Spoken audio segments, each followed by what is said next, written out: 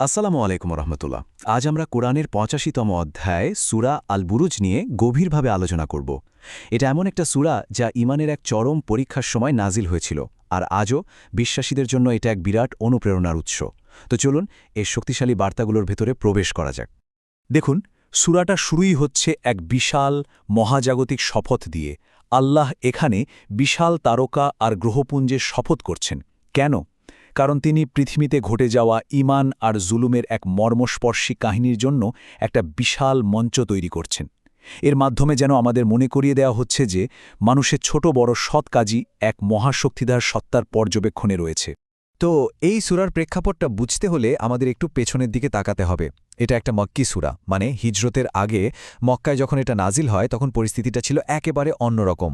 সেই সময়ে মুসলিমরা কাফিরদের কাছ থেকে চরম জুলুম আর নিপীড়নের শিকার হচ্ছিলেন। তাদের বিশ্বাস ছেড়ে দেওয়ার জন্য এমন কোনো শাস্তি ছিল না যা তাদের দেওয়া হতো না। আসলে এই সূরা নাজিল হওয়ার পেছনে দুটো বড় কারণ ছিল। একদিকে যারা অত্যাচার করছিল তাদের কাজের পরিণাম সম্পর্কে কড়াভাবে সতর্ক করা, আর অন্যদিকে যারা বিশ্বাসী তাদের এই বলে সান্ত্বনা দেওয়া যে তাদের এই ধৈর্যের বিনিময়ে অপেক্ষা করছে ঐশ্বরিক ন্যায়বিচার আর সেরা পুরস্কার। এখানকার সবচেয়ে আকর্ষণীয় দিকটা হল এই সূরার দ্বিমুখী বার্তা। এটা একই সাথে নির্যাতিত আর নির্যাতনকারী দুপক্ষকেই সম্বোধন করছে। বিশ্বাসীদের বলা হচ্ছে যে তাদের এই ত্যাগ, এই কষ্ট কোনোটাই বৃথা যাবে না, আর অত্যাচারীদের খুব স্পষ্টভাবে মনে করিয়ে দেয়া হচ্ছে যে আল্লাহর পাকড়াও কিন্তু অত্যন্ত কঠিন। আচ্ছা, এবার আসা যাক সূরার একেবারে কেন্দ্রবিন্দুতে। এটা হলো আহসাবুল উখদুদ বা গর্তের অধিবাসীদের গল্প। এই গল্পটাই কিন্তু এই সূরার মূল শিক্ষা। ঈমান, ত্যাগ আর জুলুমের এক অসাধারণ শক্তিশালী দৃষ্টান্ত এটা। তো প্রশ্ন হচ্ছে, কারা ছিল এই আসহাবুল উখদুদ? ইতিহাসে এমন বেশ কিছু ঘটনার কথা বলা হলেও একটা বিখ্যাত ঘটনা নবী সাল্লাল্লাহু আলাইহিওয়াসাল্লামের এক বিস্তারিত বর্ণনার মাধ্যমে আমরা জানতে পারি, আর এটাই আমাদের এই কাহিনীর মূল মর্ম বুঝতে সাহায্য করে। গল্পটা শুরু হয় এক অত্যাচারী বাদশাহ আর এক বালককে দিয়ে। বালকটি গোপনে ঈমান আনে আর তার মধ্যে অলৌকিক ক্ষমতা চলে আসে। বাদশাহ তাকে কিছুতেই মারতে পারছিল না। তখন বালকটি নিজেই তাকে মারার উপায় বলে দিল। কিন্তু তার এই আত্মত্যাগের সাক্ষী হয়ে গোটা রাজ্যের মানুষ ঈমান নিয়ে আসে, আর এর পরিণতি হয় ভয়াবহ। ক্ষিপ্ত বাদশাহ বিশাল গর্ত খুঁড়ে আগুন জ্বালিয়ে দেয়, আর ঈমান রক্ষার জন্য হাজার হাজার মানুষ সেই আগুনে ঝাঁপিয়ে পড়ে। এখন মনে হতে পারে এটা শুধুই একটা গল্প, কিন্তু মজার ব্যাপার হলো এর একটা বাস্তব ঐতিহাসিক ভিত্তিও আছে। প্রাচীন ইয়েমেনের নাজরান প্রদেশে ঘটে যাওয়া একটা ঘটনা কোরআনের এই বর্ণনার সাথে একদম হুবহু মিলে যায়। চলুন ইতিহাসের পাতা থেকে একটু ঘুরে আসি। ঘটনা প্রবাহটা অনেকটা এরকম। প্রায় ৩৪০ খ্রিস্টাব্দের দিকে ইয়েমেনে খ্রিস্টধর্মের প্রচার শুরু হয়। এর প্রায় ২০০ বছর পর ৫২৩ খ্রিস্টাব্দে বাদশাহ জুনুওয়াস নাজরানের খ্রিস্টানদের ওপর এক ভয়াবহ গণহত্যা চালায়, ঠিক সেই বর্তে পুড়িয়ে মারার মতো। আর এর প্রতিশোধ নিতেই ৫২৫ খ্রিস্টাব্দে আবিসিনিয়ার সেনাবাহিনী ইয়েমেন আক্রমণ করে।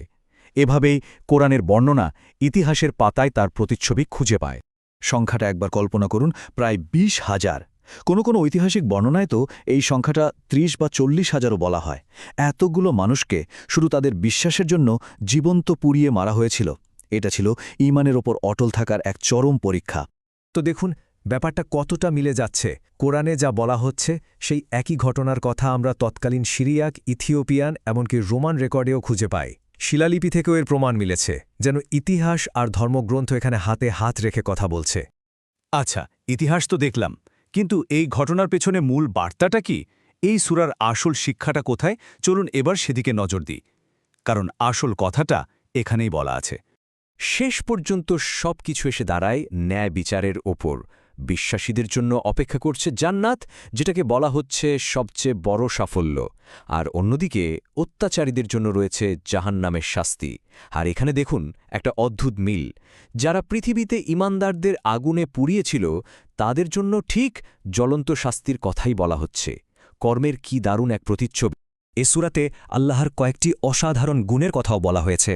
তিনি যেমন ক্ষমাশীল বা আল গফুর এবং প্রেমময় বা আল ওয়াদুদ, যা বিশ্বাসীদের জন্য বিরাট এক আশার উৎস, ঠিক তেমনি তিনি সর্বশক্তিমান, এবং তার পাকড়াও যে অত্যন্ত কঠিন, এটা অত্যাচারীদের জন্য এক কঠোর সতর্কবার্তা। আমরা আলোচনার প্রায় শেষ পর্যায়ে চলে এসেছি। এবার চলুন সূরার চূড়ান্ত বার্তার দিকে যাই, যা আসলেই এই ঐশ্বরিক বাণী অর্থাৎ স্বয়ং কুরআন সম্পর্কেই কথা বলে। সূরাটা শেষ হচ্ছে একটা অত্যন্ত গুরুত্বপূর্ণ ঘোষণা দিয়ে। বলা হচ্ছে এই কোরআন কোনো সাধারণ বই নয়, এটা লওহে মাহফুজ বা এক সংরক্ষিত ফলকে এমনভাবে খোদাই করা আছে যে হাজার চেষ্টা করেও কেউ তা বদলাতে পারবে না। মানে এর প্রতিটি শব্দ, প্রতিটি বার্তা চিরকালের জন্য সুরক্ষিত। তো সব কিছুর শেষে প্রশ্নটা কিন্তু আমাদের নিজেদের জন্যেই। এই যে এত বড় একটা ঐতিহাসিক ঘটনা, ইমানের পরীক্ষা, জুলুমের বিরুদ্ধে টিকে থাকা আর ঐশ্বরিক ন্যায় বিচারের এই বার্তা, আজকের দিনে এই সময়ে দাঁড়িয়ে আমাদের জন্যে এর শিক্ষাটা আসলে কী?